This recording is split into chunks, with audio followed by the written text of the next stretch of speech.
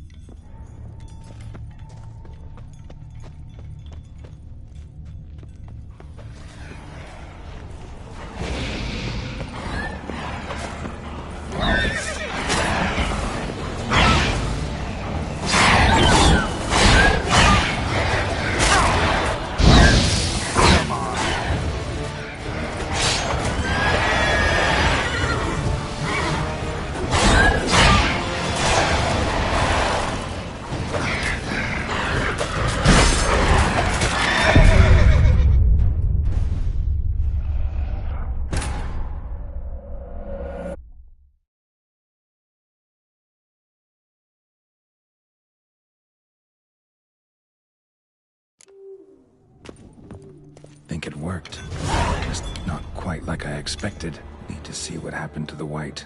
Won't be hard to find given its stench.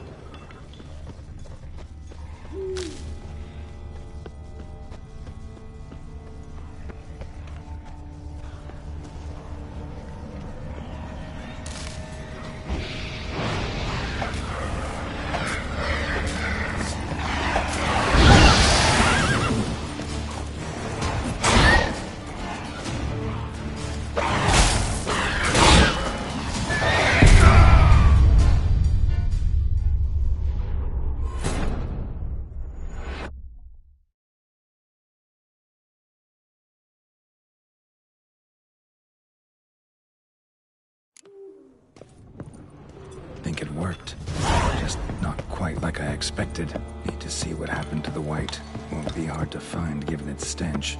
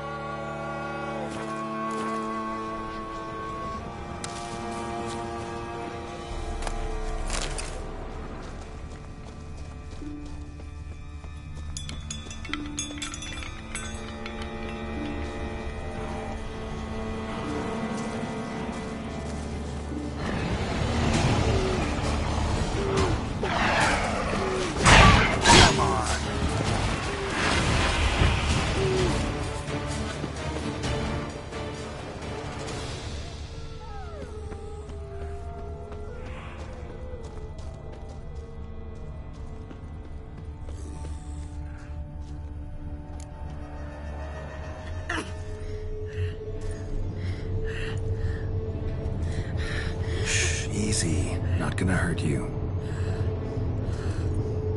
Eat. I must eat.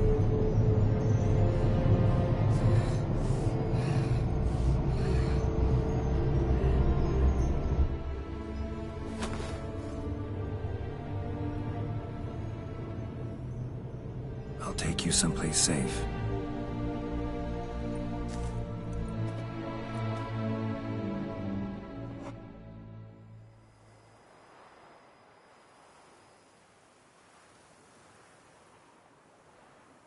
So I took her by the hand and led her here. Seemed the only sensible place for her. You did the right thing, sir. She should recover quickly here. Don't worry, sir. I shall see to everything. She is safe here and in good hands. She'll soon be back on her feet. Might actually take a while. She hadn't eaten anything in over 100 years when I found her. Horrid. Whatever brought this about? Her name's Marlena. She was once the very beautiful and proud heiress to the Trastamara estate. One evening, when she was holding a banquet for friends, a beggar came to her gate seeking alms. He had a bowl and a spoon with him. He sat outside her fence and waited. I've heard of the custom.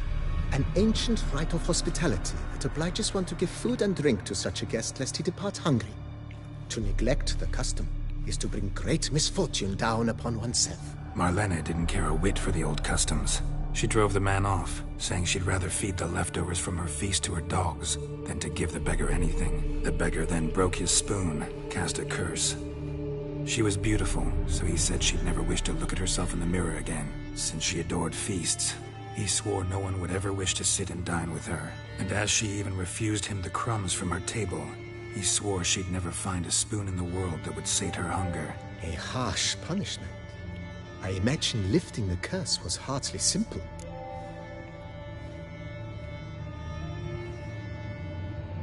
Curses are tricky. They play on irony. Always gotta figure out what the catch is. Marlena had spent decades looking for a way to lift it. Transformed into a wight, she stole spoons and lured folk into her home, trying each time to get them to dine with her. Didn't work. So what did? Someone had to sit down and share a meal with her, of their own free will. They had to eat without using spoons, and make her look at her reflection. That's it? That was all it required? Simplest solutions are sometimes the last that come to mind. Besides, when you're a wight, it's pretty damn hard to find willing human company for a feast. I imagine so. But, most importantly, it is now over. Please, don't worry. She will be in good hands here.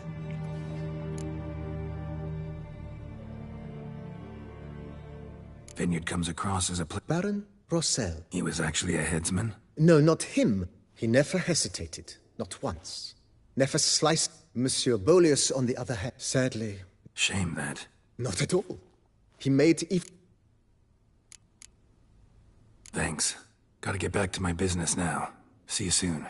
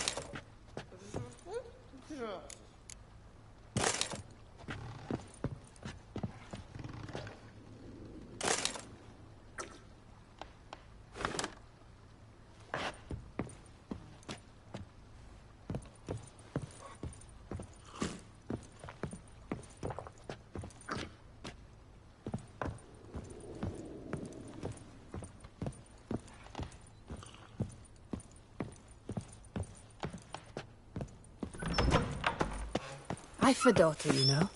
She's fit to wed. Oh, so fit.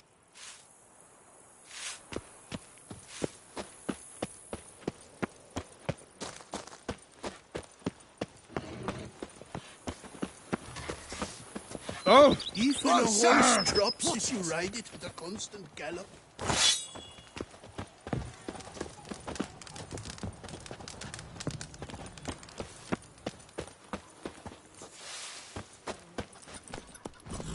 Come on.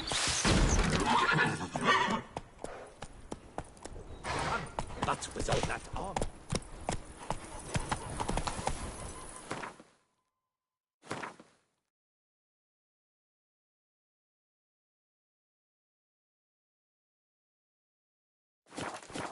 Let's go.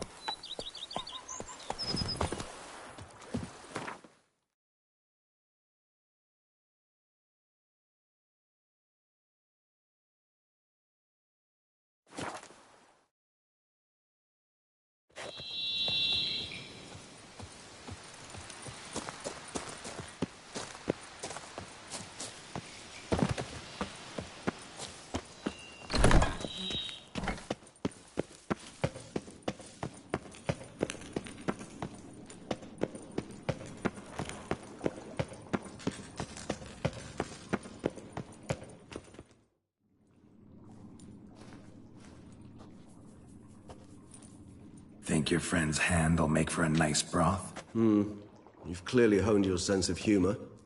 But we are not cannibals, Geralt. I took a fragment of tissue from their hand. It will suffice to prepare some resonance. What did you do with the rest? I cremated it, as our codex commands. A raven told me you'd acquired the necessary ingredient. Pretty helpful creatures. Call on them often? I try not to overdo it. But they can be so useful. As they were now, when I merely needed to be sure I could arrive in time should things go sour. Managed fine alone, but thanks for the thought. Gonna need much longer to finish brewing resonance? Mentioned a last ingredient, too. What about that? That, I fear, might prove troublesome. You see, to use the concoction to summon the memories of one, the solution must contain the blood of another specimen of the same species. Shouldn't be a problem. I happen to know a higher vampire who should be willing to help. Right, Regis? It's not that simple, I'm afraid. While you were away, I tried my damnedest to identify a replacement, but alas, none such exists. Not sure I understand what the problem is. Can't we just draw some of your blood? The blood must be in an agitated state. As I'm certain you know, higher vampires can change their corporeal shell. As our flesh changes, so does our blood's chemical composition. To make a long story short, I shall need to induce in myself a state of strong psychokinetic arousal. In brief, madness, rabidity. And that stands to be very, very dangerous. Dangerous? Why? I mean, you'll still be you, right? True, but I should be highly agitated, in a state of fury. You know better than I that fury cannot be controlled. If you've ever seen an enraged vampire, you know very well that all who find themselves nearby will be in grave danger. How will we handle that? I'd rather not have you lunge at me, claws extended. That makes two of us. But worry not. I've thought it through very thoroughly. Details to follow soon. All right, so what do you want to do? We shall visit Tesha Mudna, an ancient vampire estate. There we will find cages suspended in the air. I will enter one, be confined. You will lure beasts there. Beasts you will then kill. The bloodletting should prove profuse. Abundant enough so that the blood scent will drive me mad. Wild. Tesha Mudna.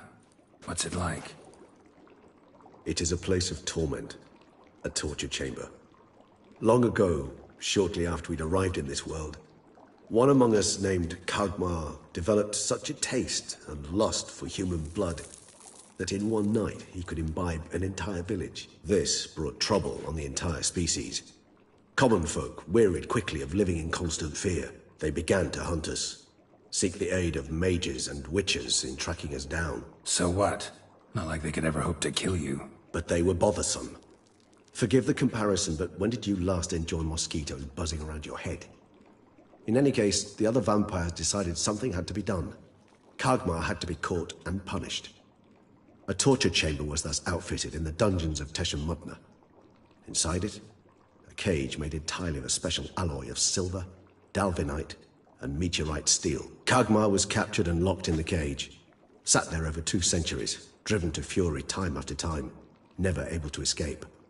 Thus I know the cage will withstand the fury to which we shall drive my humble being.